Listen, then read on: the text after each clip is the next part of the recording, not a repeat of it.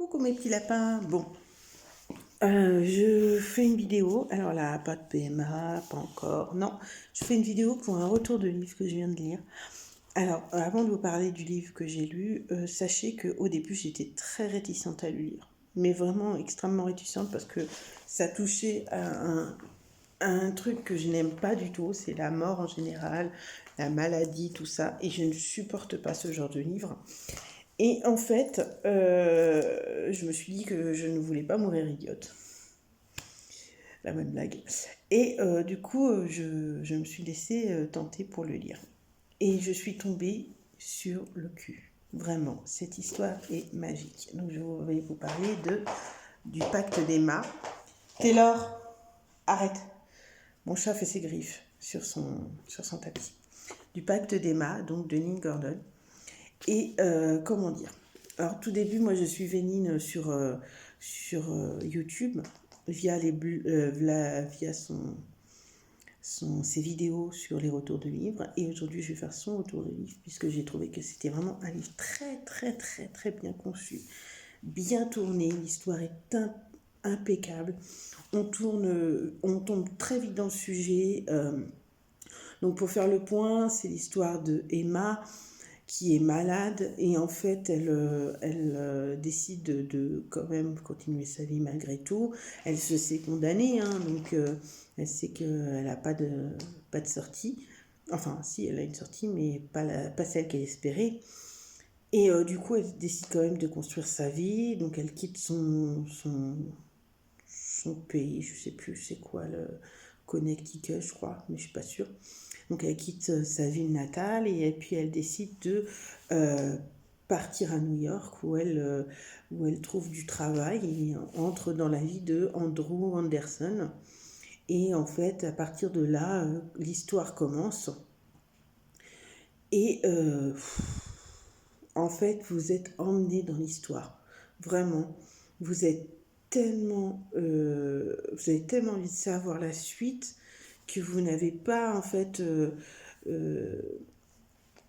comment dire, vous n'avez pas de temps d'arrêt. Moi, j'ai dû m'arrêter parce que j'étais tellement fatiguée que je ne pouvais plus lire. Mais sinon, je l'ai dévoré. Nina a une écriture qui est très fluide, son histoire est extrêmement bien construite. On n'a pas de temps mort. En fait, on rebondit de scène en scène, de chose en chose. Et du coup, waouh, quoi. Pour moi, un auteur qui se respecte et qui est bon, c'est un auteur qui arrive à nous faire penser qu'on est nous-mêmes le personnage de son histoire. Et là, c'était ça. Moi, j'étais Emma, quoi. Et je me sentais mais trop mal. À des moments, Emma pleurait, mais je pleurais littéralement sur mon fauteuil, quoi. Et, euh, et je suis tellement, tellement triste d'avoir pris tout ce temps pour lire cette histoire parce que finalement, cette histoire, elle parle pas de la mort, elle parle de la maladie, certes, mais elle parle pas forcément de la mort, elle parle de comment vivre avec une maladie qui nous sait condamner en fait. Et j'ai trouvé que le sujet était tellement bien, tellement bien. C'était tellement bien écrit que le sujet, en fait, on oublie que c'est ce sujet-là qui est pris en compte en fait dans cette histoire. Et et moi, je suis restée sur les fesses parce que tout le long de l'histoire, j'ai suivi Emma qui est quand même très combattante. Je l'ai trouvée très combattante parce qu'elle ne s'empêche pas de vivre malgré tout. Elle devient une femme, une jeune femme très autonome et qui sort, qui fait des choses, qui, qui, est, qui est femme, quoi. Alors qu'elle s'interdisait tout quand elle était dans son Connecticut de je sais pas où là. Et franchement, j'ai trouvé que c'était vraiment bien. J'ai trouvé que Andrew était un jeune homme vraiment perturbé, mais clairement perturbé, mais qui et c'est là que la justesse de l'écrivain est bien parce que en fait on a comment dire, on arrive à entrevoir la douleur dans la dureté du personnage. Et ça, c'est pas donné à tout le monde de faire sortir ce genre d'émotion. Et je suis vraiment heureuse d'avoir lu ce livre grâce et pour ça. Je suis désolée, j'ai les lèvres qui sont hyper gercées, du coup j'ai mal quand je parle. C'est horrible. En tout cas, vraiment, et c'est pas non plus quelque chose qui me dérange, mais j'aurais aimé, mais c'est vraiment une petite chose, j'aurais juste aimé des fois avoir le point de vue d'Andrew. Alors peut-être, je dis bien peut-être, que si Nine voit cette vidéo et qu'elle me répond, ce serait génial, mais je serais flattée. Mais c'est pas ça, c'est surtout que, en fait, je trouve que Andrew... Alors, c'est l'histoire d'Emma, hein, on ne revient pas là-dessus, mais j'aurais bien aimé avoir le point de vue d'Andrew. Alors, si par chance, Nine fait un deuxième tome et que on ait plus de points de vue d'Andrew, alors là, je serais contente, hein, parce que moi, j'avais vraiment besoin de voir aussi un peu le point de vue d'Andrew. Mais malgré tout, je ne suis pas mécontente d'avoir lu cette histoire comme ça. Hein. C'était vraiment tourné sur Emma. C'était Emma le personnage principal, ça restera le personnage principal. Hein. Mais je suis vraiment très très contente de l'avoir lu. Je suis désolée d'avoir mis autant de temps à le lire, vraiment, parce que je me suis dit, je l'avais depuis une semaine et demie dans mon placard et je me dis, putain, faut que je lise. Et je l'ai même emmené au boulot et tout pour le lire. Mais moi, je me connais, quand je commence un bouquin, après, je suis dedans et je m'arrête pas, quoi.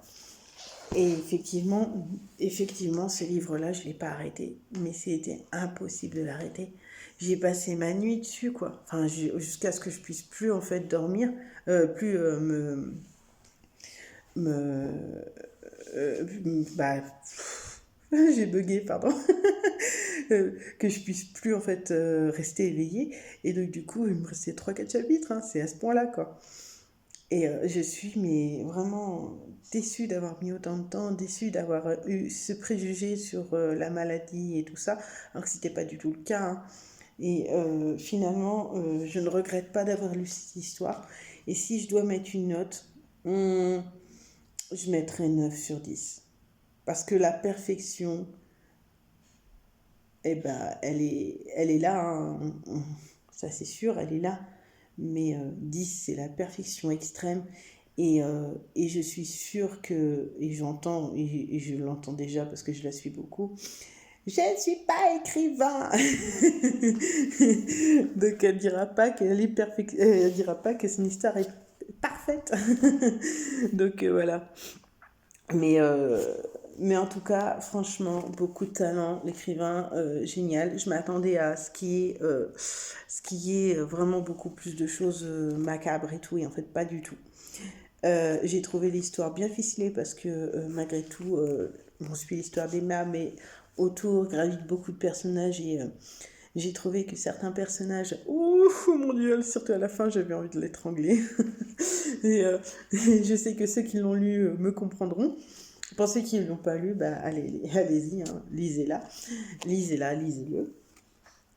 En tout cas, je suis vraiment très très heureuse et j'espère que j'aurai un autre tome parce que, pour être honnête, je suis restée sur ma faim là. Quand j'ai lu la dernière page, je vous jure, je l'ai tournée. J'ai dit, quoi? C'est la fin? Non, c'est pas possible. On peut pas couper là.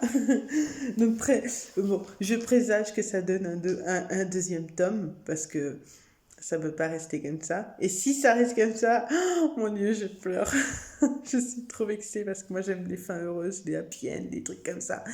Et là comment c'est terminé, c'est pas possible. Non. Non. Enfin bon, du coup, j'espère que ça vous donnera envie.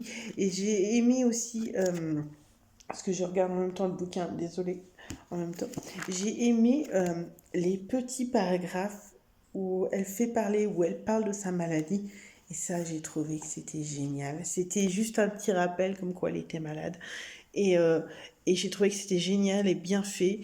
Et, euh, et c'est quelque chose qui, moi, me dérange pas, malgré que je sois pas pour la maladie ou pour des trucs comme ça. Oh, j'ai les cheveux, c'est pas possible, désolée. Hein.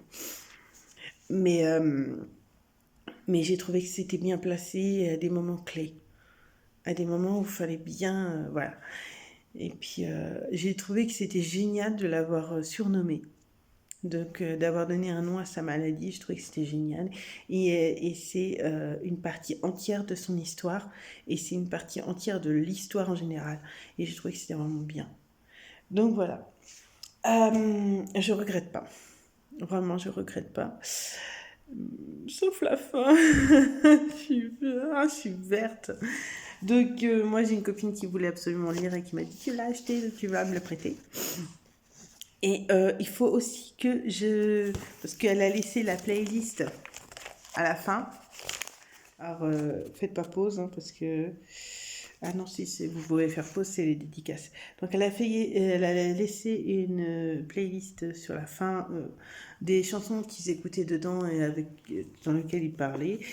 Et je vais jeter mon œil parce que j'aime beaucoup la musique aussi. Donc du coup, je vais jeter mon œil. En tout cas, merci pour cette lecture, j'ai adoré. Je suis extrêmement contente de l'avoir lu. Malgré mes inquiétudes, je suis super contente de l'avoir fait. Et je le recommande vachement. Donc allez-y, n'hésitez pas. Et s'il y a quelque chose qui ne va pas, c'est pas de ma faute. Voilà. Bon, je vous fais de gros bisous. Je vous souhaite une bonne journée. Faites de beaux rêves parce que je sais pas quelle heure qu'il est. Oh non, il est que 16h30. C'est l'heure du goûter.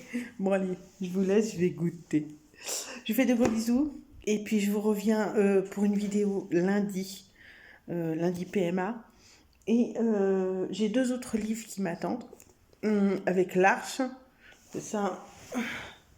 La Voix des ombres et l'Arche. Donc, je sais pas lequel je lis, parce que j'ai commencé La Voix des ombres et ça m'a un petit peu refroidi.